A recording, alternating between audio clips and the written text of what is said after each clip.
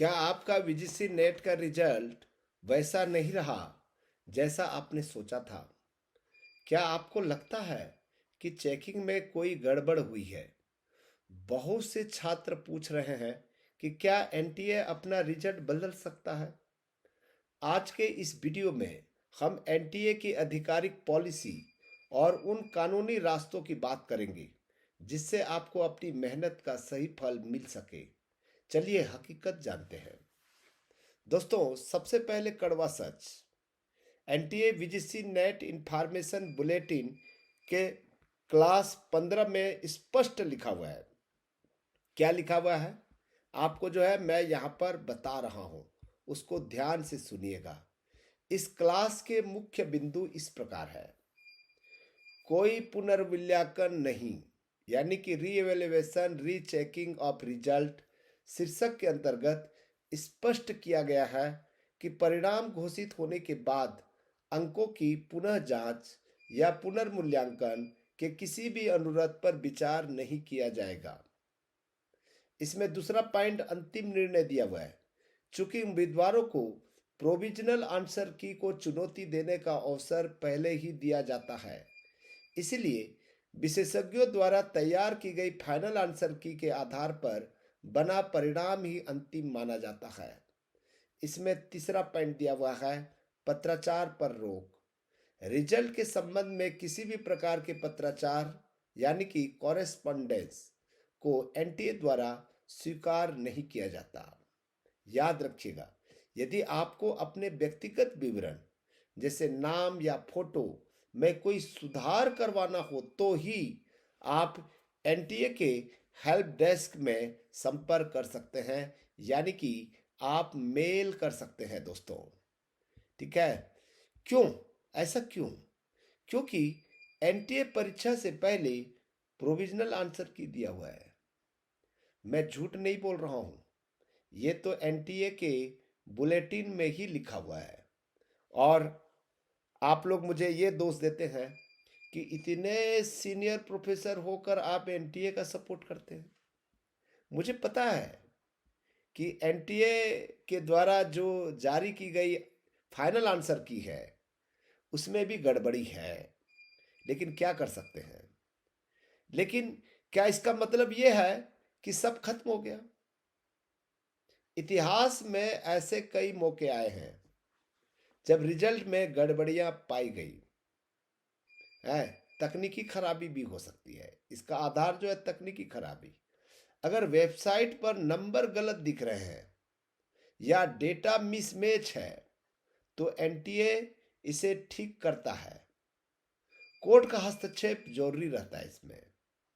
अगर बहुत सी संख्या में छात्र कोर्ट जाते हैं और ये साबित होता है कि फाइनल आंसर की में भी गलती थी, तो कोर्ट के आदेश पर रिजल्ट रिवाइज किया जा सकता है।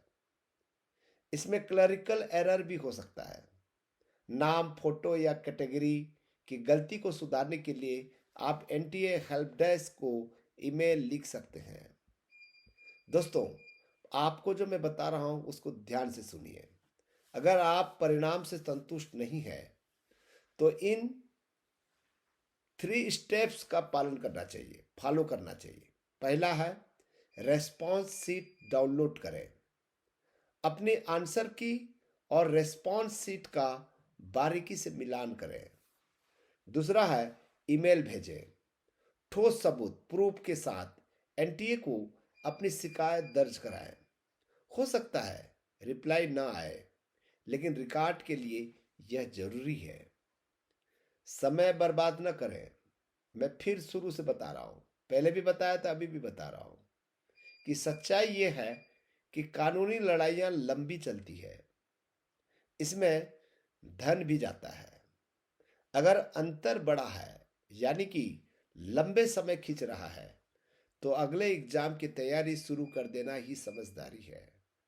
याद रखिएगा, ये जो कोर्ट कचहरी का मामला है ना, इतना आसान नहीं होता है। वीजीसी नेट सिर्फ एक परीक्षा नहीं, आपके कैरियर का सवाल है। नियमों को जानना जरूरी है ताकि आप गलत उम्मीद में अपना कीमती समय न गवाएं। आपका स्कोर क्या रहा? क्या आपको लगता है कि आंसर की में अभी भी कोई गलती है? ठीक है, गलती है और हम सब लोगों ने देखा है। तो आप जो है कमेंट्स में जरूर लिखिएगा। ठीक है, हो सकता है वो क्वेश्चन को ही आप मेरे साथ कमेंट्स में डालिए, ताकि हर कोई को पता चल जाए। अगर यह जानकारी काम की लगी तो इसे अपने साथियों के साथ में शेयर करें। चैनल को सब्सक्राइब करना ना भूलें। दोबारा आपको ये बता रहा हूँ, बहुत सारे स्टूडेंट मेरे ऊपर आक्षेप लगाते हैं कि सर आप गलत का साथ देते हैं। गलत का साथ नहीं देता भाई, मैं सिस्टम की बात कर रहा हूँ। सिस्टम कैसा है उसके बारे में बात कर रहा हूँ मैं। ठीक है, आप कोर्ट कचहरी के चक्कर में लड़ते रहिए, समय बर्बाद कीजिए, पैसा गवाइए, आपको कुछ नहीं मिलने वाला है। ये इंडिया है, इंडिया। ठीक है, गलत को भी आप जो है सच कहना पड़ता है, लेकिन आप फिर कहेंगे, अभी फिर कहेंगे, देखिएगा कि सर गलत को हम गलत कहते हैं, सच को हम सच कहते हैं। दोस्तों, आज का समय ऐसा नहीं है। ठीक है, इसी में समझदारी है कि आप मेहनत कीजिए। ठीक है, मेहनत का फल मीठा है तो बहुत अच्छा है, कड़वा है तो भाग्य समझिए। Thank you, thank you, thank you, thank you.